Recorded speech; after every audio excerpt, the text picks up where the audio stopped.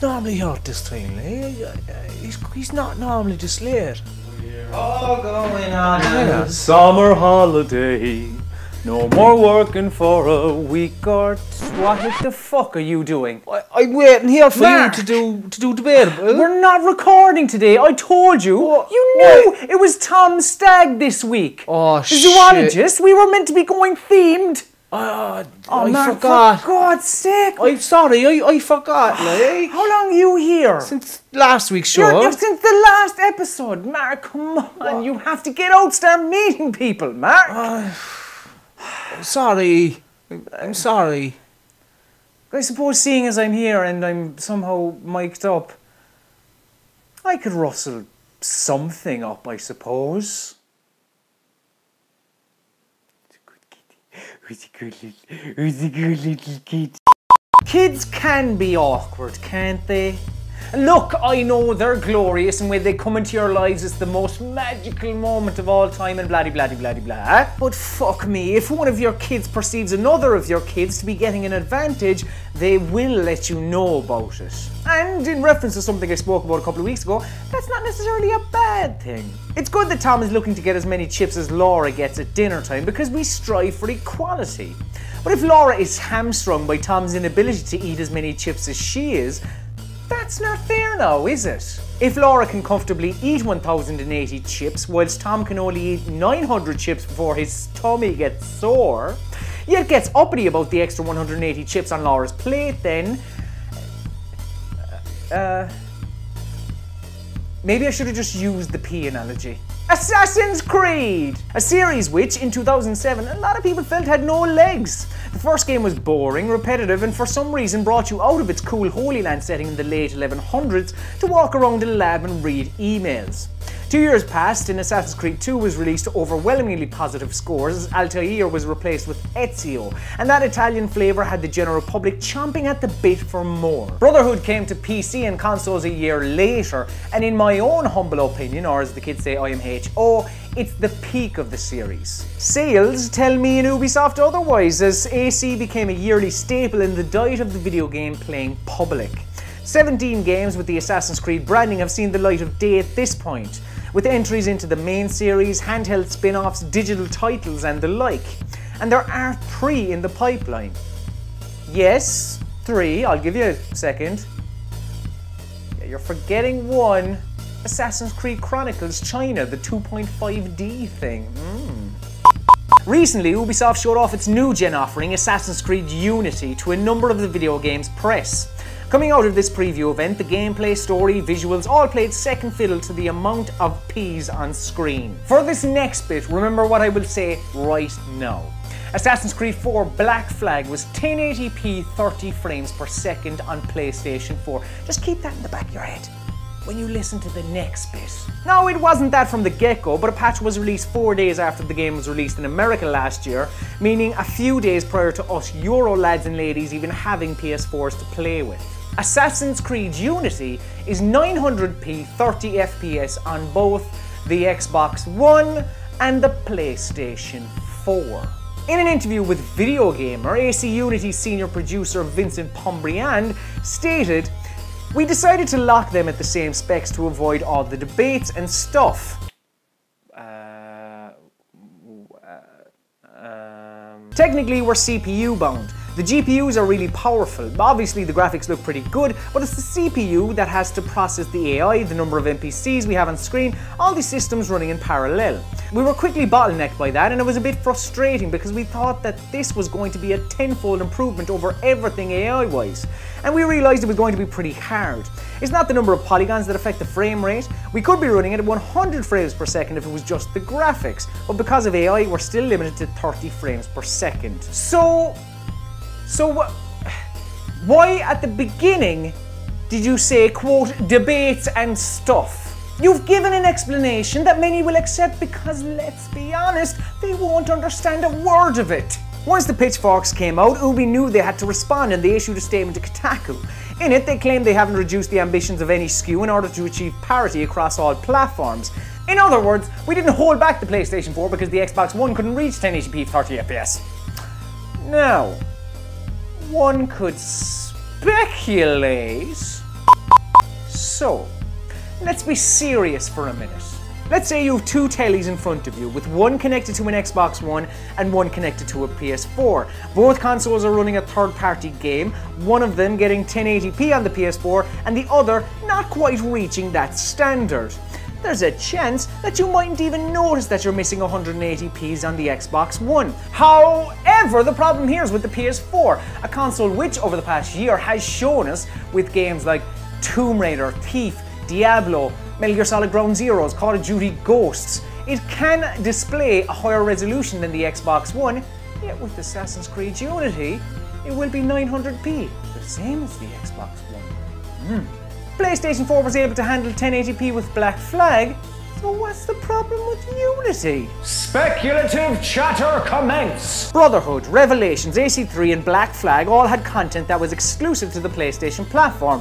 Why? Well, Ubisoft had a co-marketing deal with Sony where at the end of TV spots and whatnot, they'd push the fact that it was on the PlayStation. It appeared at Sony's big conference shows and everybody was pretty happy with one another. Well, Assassin's Creed Unity is actually going to be the first Assassin's Creed game to be highlighted as an Xbox One game in adverts. Now, far be it for me to suggest anything. But one does have to ponder what exactly happened here.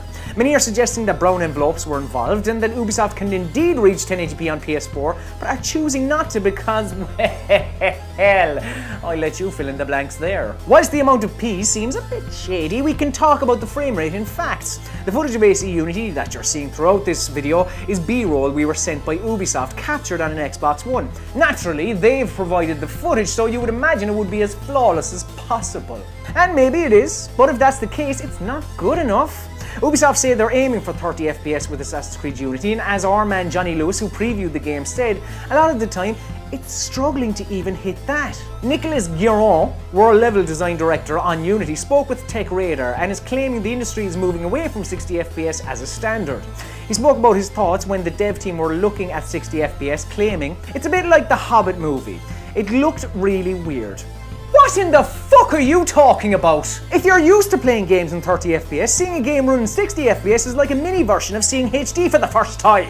That silky smoothness is as mesmerizing as when Dorothy entered Oz. Also, comparing video games frame rates to movie frame rates is fucking ridiculous. When filming The Hobbit, director Peter Jackson opted to film the movie at 48 FPS rather than the regular 24 FPS that the movie viewing public are used to, which led to people claiming that it looked too real. As Cam Robinson of GameSpot points out in one of his excellent reality check videos from 2013, games benefit from a higher frame rate because it's an interactive medium and not a passive one. After claiming that the game was indeed locked at 900p, a representative from Ubisoft is now kind of backtracking a little bit as the saga continues and says, for the moment it's locked at 900p, but maybe not for the game's life. It's a clusterfuck. 1080p 60 FPS is the ideal experience for the video game seeing eyeball. Whilst many see the 900 cap as unsettling, and rightfully so because it's fucking 2014, the fact that the game struggles to hit a smooth 30 FPS is worrying. There are some that will shout from their dinner table that they're fine with 900 chips and think anything extra isn't really necessary, and I'm delighted for you. If that's the case, if you're happy with 900 chips, fine. If this is the next generation, I want to eat as many chips as I possibly can, in the smoothest frame rate as I possibly can. Something like that, anyway. And now it's time for my favourite part of the show, where you get to voice your opinion on what I said last week, and what I said last week was that Sony is a bit silly for closing PlayStation Home, at least I think so. I mean, over the couple of years, a lot of people made a lot of money from it, a lot of people got enjoyment out of it. Maybe costing Sony a lot in terms of servers, but I would have thought they would have shut it down a bit sooner if that was the case. I don't know. But I think that they're, as I say, a bit silly.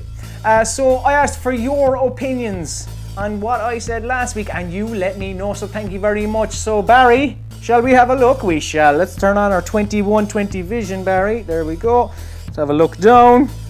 Kiki Maru, thank you very much for commenting, Kiki Maru. Kiki Maru says, I never understood Home, but I could never hate it. I was indifferent to it because it wasn't for me. Sony are a bit dumb to not have something like it on PS4. Maybe they should get the Little Big Planet team to create a hub. Kiki Maru? You piqued my interest, I must say. Now, I dabbled in PlayStation Home. If you look at last week's For Your Amusement, you can see that clearly I'm not a very big fan of PlayStation Home, but I know there are many people out there who are. Now, with the Little Big Planet tie-in, if that actually was the case, it would definitely make me have a look anyway, at least, because generally, across the board, anything that Media Molecule puts their hand to, I'm quite a fan of. So it would make me have a look. Now, whether it would have any sort of long-lasting appeal, it's debatable. Another comment we have is from Barry. Have a look. Oh, Barry, shield your eyes, sweetheart. Peter Pooper, or Peter Poop, excuse me. Peter Poop said, "Fuck you, bitch." Okay. Don't know what I did wrong, but okay.